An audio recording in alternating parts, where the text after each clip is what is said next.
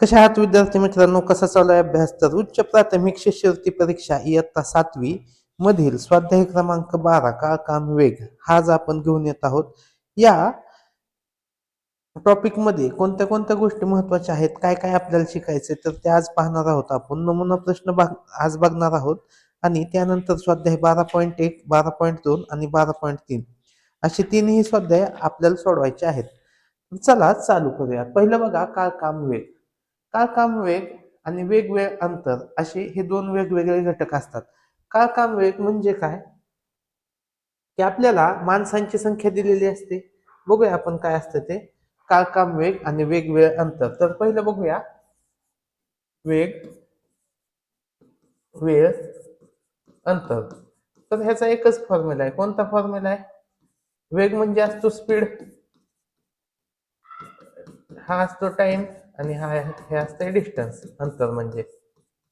मग speed is equal to distance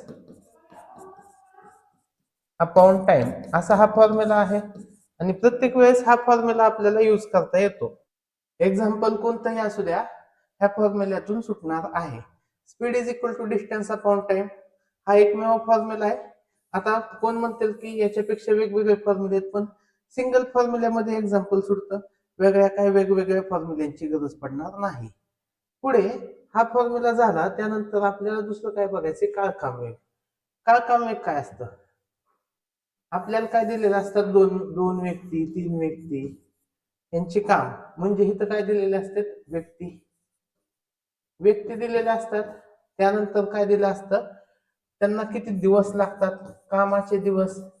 A ला समजा 10 दिवस लागतात, बी ला 15 दिवस लागतात. मग एकूण काम आपल्याला काढावं लागते.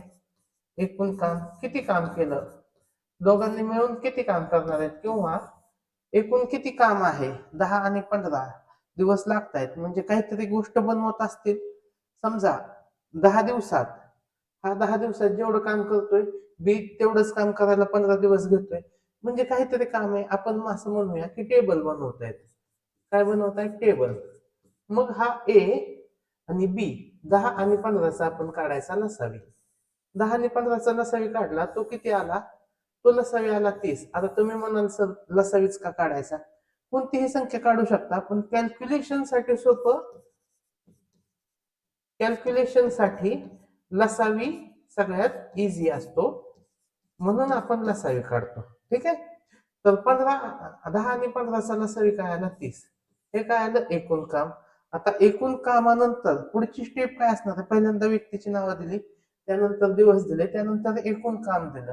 एकूण काम आपण काढलं. हे काय करायचंय? आपण शोधायचे. ठीक आहे, आपण शोधायचे आहे. मग मला सांगा, 10 दिवसात 30 टेबल बनवते. मग एका दिवसाची काम किती आहे? एका दिवसाची काम, ह्यालाच आपण म्हणतो इफिशियन्सी. इफिशियन्सी म्हणतो. मग एका दिवसाचं काम किती याचं? 3 टेबल बनवतो. हा एका दिवसात किती टेबल बनवतोय? बी एका दिवसात 2 टेबल बनवतोय. म्हणजे आपण हे तर सहज काढू शकतो की ए 3 टेबल बनवतोय आणि बी किती बनवतोय? 2. मग याच्यावरून आपल्याला काय समजतंय की 30 टेबल बनवायचे आहेत आणि ए आणि बी दोघं मिळून काम करतायत. मग 30 भागिले ह्या दोघं दोघं किती टेबल बनवणार आहेत एका दिवसात? 5. म्हणजे 6 टेबल. 6 दिवस लागतील. किती दिवस लागतील? 6 दिवस. मग हा फॉर्म्युला काय? हा काय आहे? एकूण काम भागिले एका दिवसाचे काम. एका दिवसाचे काम बरोबर दिवस. तर एवढ्यावर सगळा काळ काम वेग सुटतो. आता जे अजून एक टाईप आहे काळ काम वेग मध्ये, तो आहे एमडीएच. एमडीएच. तर हा सिंगल फॉर्म्युल्यावर सुटतात बघा एमडीएचच्या. एमडीएचचा फॉर्म्युला लक्षात ठेवायचा आणि त्याच्यावर मग काळ काम वेगचे सगळे एक्झाम्पल सुटत असतात आपल्याला. मग आपण चालू करूया एक्झाम्पल. आता पहिले एक्झाम्पल काय म्हणतंय, एक मोटार ताशी 40 किलोमीटर वेगाने 6 तासात जितके अंतर जाते तितकेच अंतर तिचा वेग दीडपट केल्यास ती किती तासात जाईल? आता वेग किती केलाय? दीडपट म्हणजे 40 किलोमीटरने 6 तासात किती वेळ किती जाते? 240 किलोमीटर जाते. मग 240 किलोमीटर जाण्यासाठी वेग किती केला? दीडपट. म्हणजे पहिला 40 होता, 40 ची दीडपट करा. दीडपट म्हणजे 1.5 किती आलं? 60. म्हणजे 240 किलोमीटर जाण्यासाठी 60च्या स्पीडने किती वेळ लागेल? 4 तास लागतील. एवढं सोपं आहे. मग ह्याच्यासाठी आपला simple formula speed is equal to distance upon time. मग पहिल्यांदा काय दिलंय? ह्याच फॉर्म्युला अजून एकदा एक्सप्लेन करतो. स्पीड म्हणजे काय? स्पीड दिलाय 40, डिस्टन्स काढूया आणि टाइम किती आहे? 6. म्हणजे डिस्टन्स किती आलं? 40 आणि 6चा गुणाकार 240. 240 काय आलंय? आपलं डिस्टन्स आलंय. ठीक आहे. मग आता स्पीड काय केला? आता पुढच्या फॉर्म्युल्यात काय बघा, पुढच्या फॉर्म्युल्यात आपल्याला स्पीड दिलाय. स्पीड किती दिलाय? 40च्या दीडपट. किती झालं? तो 60. आणि आपल्याला डिस्टन्स माहिती आहे. डिस्टन्स किती आहे? 240 आहे. आणि आपल्याला काढायचा होता टाइम. मग कोणता फॉर्म्युला आपण वापरला? हाच फॉर्म्युला वापरलाय. पण आता टाइम काढायचा आहे तर टी इकडे येईल आणि एस इथे येईल. तर t is equal to d upon s येईल. डिस्टन्स किती आलं? 240 आणि स्पीड आला 60. टाइम मिळाला 4 तास. तर हे एकदम सोप्या आणि अशा पद्धतीने हे एक्झाम्पल सुटतं. आता प्रश्न क्रमांक 2 बघूया आपण. एक मोटार ताशी 36 किलोमीटर वेगाने काही तासात जितके अंतर जाते त्याच्या किती पट अंतर ती तेवढ्याच वेळात ताशी 27 किलोमीटर वेगाने जाईल? मग बघा, पहिला स्पीड 36 आहे, दुसरा स्पीड 27 आहे. मग 27 ला 36 ने भागावं लागेल, कारण की पट काढायचे आपल्याला. मग नवीन स्पीड 27 आणि जुना स्पीड 36 यांचा भागाकार करा. किती आला? 304. उत्तर येईल पर्याय क्रमांक 1. एवढा हा इझी प्रश्न आहे. ठीक आहे. आता हा पुढचा प्रश्न बघूया. बघा, हे जे असे प्रश्न आहेत तर अशा टाईपचे आपण, हे इझी वाले आपण डिफिकल्ट टाईप, परत आपण काय केलेत बघा, ह्या टाईपचे इझी, मॉडरेट आणि डिफिकल्ट असे 3 टाईप केलेत. कारण की आपला जो पेपर येतो 30% इझी येतो, 40% मॉडरेट येतो आणि 30% डिफिकल्ट येतो. असं स्कॉलरशिपने ठरवून दिलेलं आहे. त्याच्यामुळं जे इझी क्वेश्चन आहे ते 30%चे येणार आहेत, मॉडरेट 40%, डिफिकल्ट 30%. तर आपण काय केलेत बघा, क्वेश्चन पेपर तयार केलेत याच्यावरचे. क्वेश्चन पेपर तयार केलेत. ते सगळे क्वेश्चन पेपर आपण आपलं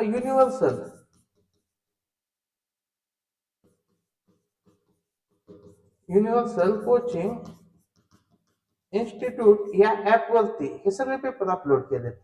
हे पेपर प्लस अपलोड केलेत आणि त्यानंतर आपण काय केलेलं आहे बघा, संपूर्ण आता स्वाध्याय कितवा चालू आहे आपला 12वा स्वाध्याय चालू आहे. तर स्वाध्याय 1 ते स्वाध्याय 32.2 पर्यंतचे जेवढे काही स्वाध्याय आहेत ते सगळे आपल्या युनिव्हर्सल कोचिंग इन्स्टिट्यूट ह्या ऍप वरती आपण अपलोड केलेले आहेत. म्हणजे याच्यामुळे काय होईल की तुमचा लवकरात लवकर सिलेबस कंप्लीट होईल आणि तुम्ही स्कॉलरशिप परीक्षेसाठी तयार व्हाल.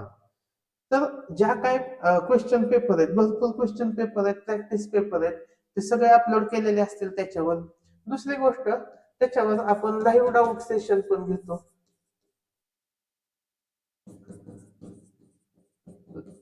आता ह्या डाऊट सेशन मध्ये तुम्हाला ज्या काही अडचणी असतील तर त्या आपण त्या लाईव्ह सेशन मध्ये तुमच्या कंप्लीट करतो. तर हे असं ऍप्लिकेशन आहे आणि त्या ऍप्लिकेशनवर हे सगळं आपण अपलोड केलेलं आहे. ठीक आहे.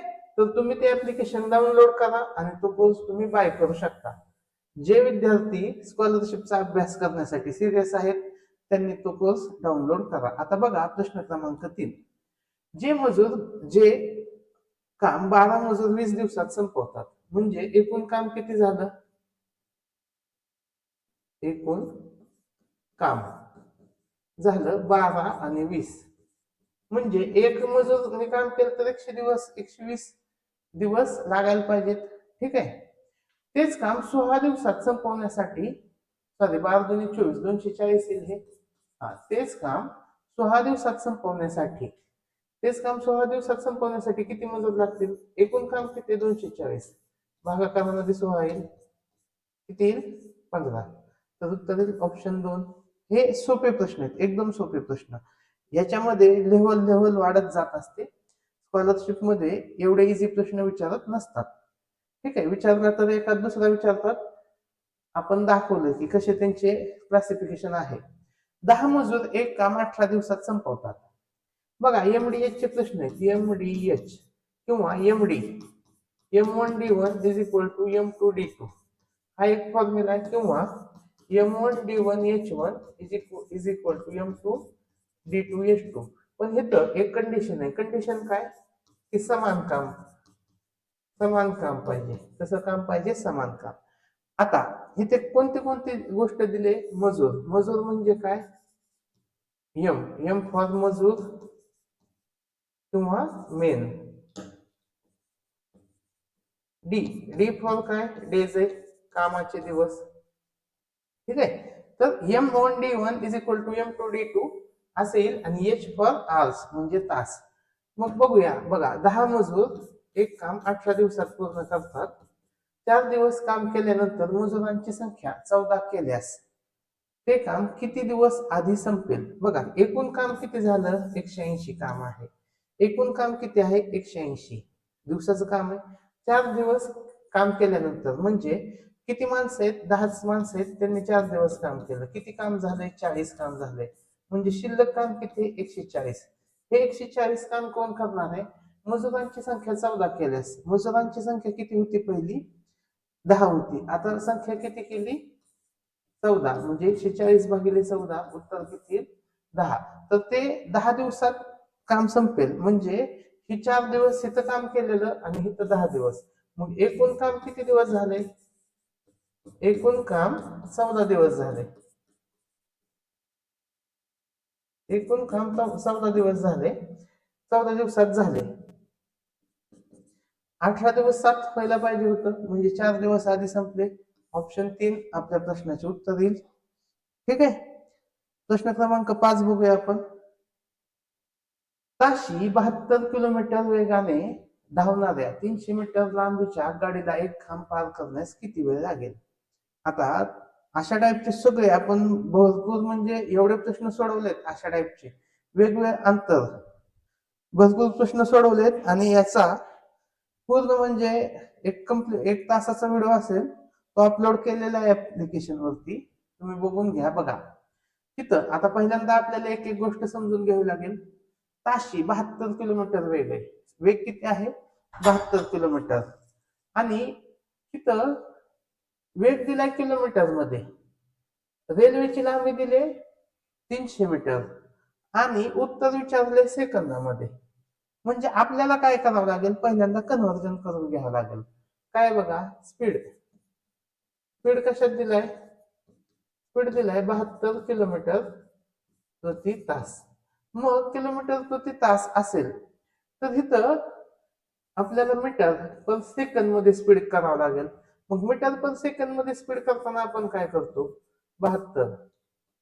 ठीक आहे, 1 किलोमीटर म्हणजे किती असतं? 1000 मीटर. आणि 1 तास म्हणजे किती असतं? 3600 सेकंद असतं. हे लक्षात ठेवा. आता मी तुम्हाला डायरेक्ट फॉर्म्युला सांगण्याऐवजी फॉर्म्युला कसा येतो ते सांगतोय. हे 2 शून्याला 2 शून्य जाईल, 2 ने भाग जाईल, 2 पंचे 10, 2 ने भाग जाईल 18. म्हणजे ह्या 72 कशाने गुणायचं? 518 ने. त्यावेळेस त्याचं कन्व्हर्जन होईल. म्हणजेच मी असं म्हणू शकतो, किलोमीटर प्रति तास चे रूपांतर मीटर पर सेकंद मध्ये करताना आपल्याला कितीने गुणावं लागतं? 518 ने मल्टिप्लाय करावं लागतं. तर हे लक्षात ठेवा. आणि याच्या उलट मीटर पर सेकंदचे रूपांतर आपल्याला किलोमीटर प्रति तास मध्ये करण्यासाठी आपल्याला 18/5 ने गुणावं लागतं. हे उलट होतं, हे लक्षात ठेवा. आता बघा 18 चोक किती आलं? 72. 5 चोक किती आलं? 20. 20 मीटर पर सेकंद स्पीड आहे रेल्वेचा स्पीड किती आहे? 20 मीटर पर सेकंद. आणि फक्त खांब ओलांडायचा आहे. आता बघा ही रेल्वे आहे, ही रेल्वे समजून घ्या, ही अशी रेल्वे, आणि त्या रेल्वेला हा खांब ओलांडायचा आहे. म्हणजे किती अंतर तिला पार करावं लागेल की ह्या रेल्वेला ह्या खांबाच्या पुढे जावे लागेल, ह्या खांबाच्या पुढे जावे लागेल. ठीक आहे, ह्या खांबाच्या पुढे गेले म्हणजे रेल्वेने तो खांब पार केला. म्हणजे रेल्वेने किती अंतर पार केले, तर रेल्वेच्या लांबी इतके अंतर पार केले. रेल्वेने किती अंतर पार केले, रेल्वेच्या लांबी इतकी. रेल्वेची लांबी किती आहे, 300. मग आपल्याला काय काढायचा, वेळ. मग स्पीड, आपला formula speed is equal to distance upon time. Speed कितीचा आहे, 20 मीटर पर सेकंद. डिस्टन्स किती आहे, 300 आहे. आणि आपल्याला काढायचं आहे टी. मग टी बरोबर काय येईल, 300 भागिले 20. 300 ला 20 ने भागा, उत्तर येईल 15 सेकंद. ऑप्शन 3 आपल्या प्रश्नाचे उत्तर येईल. हा असा सहज सुटणारा प्रश्न आहे. पुढे बघा, पुढचा प्रश्न, प्रश्न क्रमांक 6. 800 मीटर लांबीची आगगाडी, किती लांबीची आगगाडी, 800 मीटर, 60 किलोमीटर वेगाने जाते. 200 मीटर लांबीचा बोगदा ओलांडण्यास किती वेळ लागेल. कसं सोडवायचं, सोपं आहे बघा. हे speed is equal to distance upon time ह्याच फॉर्म्युल्याने सुटेल. स्पीड किती आहे, 60, पण त्याचं रूपांतर करावं लागेल. आणि इथं उत्तर कशात विचारलेत, मिनिट मध्ये विचारलेत, मिनिट मध्ये. मग मिनिट मध्ये करताना पहिल्यांदा तर आपल्याला मीटर करावं लागेल. मीटर मध्ये करताना आपल्याला कितीने बघा, हे किलोमीटर प्रति सेकंद केलं होतं, त्यावेळेस आपण कितीने मल्टिप्लाय केलं, 508 ने. पण आता किलोमीटर प्रति मिनिट मध्ये कन्व्हर्जन करताना काय करावं लागेल, 1 किलोमीटर म्हणजे 1000. आणि 1 तासात किती मिनिटं असतात, 60. हे तर शून्याला शून्य जाईल, 50/3 येईल. ठीक आहे, म्हणजे 60 ला कशाने मल्टिप्लाय करायचं, 50/3 ने. बरोबर. डिस्टन्स, एकूण डिस्टन्स किती, रेल्वेची लांबी अधिक बोगद्याची लांबी, म्हणजेच 800 अधिक 200. ही लांबी आली, 800 अधिक 200, भागाकारामध्ये किती येईल, टी येईल. एवढं हे असं इक्वेशन आपल्याला लिहिता येईल. बरोबर. आता हे इक्वेशन लिहिल्यानंतर आता मग सॉल्व्ह करूया, चला. बघा, हे टी इकडे येईल आणि 800 200 1000 येईल, भागाकारामध्ये 60 आणि 50 येईल, आणि हे 3 वरती जाईल. शून्याला शून्य गेलं, शून्याला शून्य गेलं, 3 1 3, 3 2 6, 2 5 10, 5 ला 5 कॅन्सल होईल आणि 1 मिनिट लागेल. किती लागेल, 1 मिनिट. पर्याय क्रमांक 3 आपल्या प्रश्नाचे उत्तर येईल. अशा प्रश्नांच्या सर्व ट्रिक्स आपण ऍपवरती अपलोड करत आहोत, त्याच्यानंतर पेपरही अपलोड करत आहोत. तर एकदा ऍप चेक करून घ्या. त्या ऍपमध्ये ऍपची लिंक मी तुम्हाला डिस्क्रिप्शन बॉक्स मध्ये देतो. आता बघा, अ व ब हे दोघे मिळून एक काम 24 दिवसात पूर्ण करतात. अ एकटा ते 60 दिवसात करतो. तर अ चा कामाचा वेग किती, 60. अ आणि ब हे किती दिवसात करतायत, 24. मग ब ला किती दिवस लागतील हे आपल्याला शोधायचंय. मग आपण ह्या केसमध्ये काय करतो, 60 आणि 24 चा लसावी काढतो. 60 आणि 24 चा लसावी किती आला, 120. आणि 60 ची दुप्पट किती असते, 120. आणि 24 ची किती असते, ही 5 पट. मग हे जे मधलं आहे ते काय आलं, एकूण काम. हे एकूण काम आले, हे आले एका दिवसाचे काम. हे काय आहे, एका दिवसाचे काम. एका दिवसात ए हा 2 टेबल बनवतोय आणि ए बी 5 टेबल बनवतायत. म्हणजे बी किती टेबल बनवेल, बी बनवेल 3 टेबल. बी किती बनवेल, 3 टेबल. बघा, ए किती बनवतोय, ए 2 टेबल बनवतोय.